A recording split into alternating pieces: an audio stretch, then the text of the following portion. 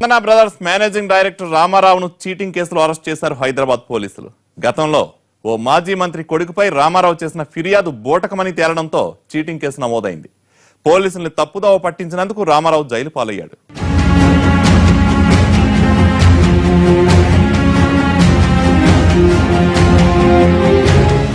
చందన Brothers managing director Ramarao cheating కేసులో arrest అయ్యాడు. మాజీ మంత్రి కన్నా లక్ష్మీనారాయణ కుమారుడు ఫణీంద్రతో తలెత్తిన వివాదం చివరికి అరెస్టు వరకు వెళ్లింది.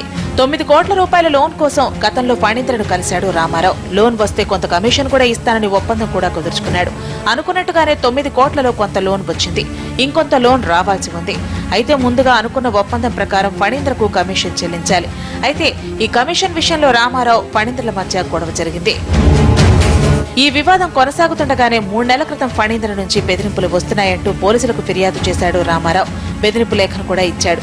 అయితే అది ఉత్తుత్తి బెదిరింపు లేఖ అని విచారణలో తేలింది. ఈ లేఖను రామారావే రాసి తన డ్రైవర్తో గుంటూరు నుంచి పోస్ట్ చేయించాడని తేలింది. తెలిసినందున మరి ఇది ఎవరు చేశారు అనే విచారణలో చందన బ్రదర్స్ రామారావును మనం పోలీస్ స్టేషన్లో విచారించడం జరుగుతూ ఉంది. ఆ విచారణ అనంతరం కానీ అన్ని చర్యలు అనేది తదుపరి తీసుకుంటాం. పోలీసులను తప్పుదోవ పట్టించినందుకు చందన బ్రదర్స్ ఎంటీ రామారావును అరెస్ట్ చేశారు పోలీసులు. ఆయన రిమాండ్ కు తరలించారు.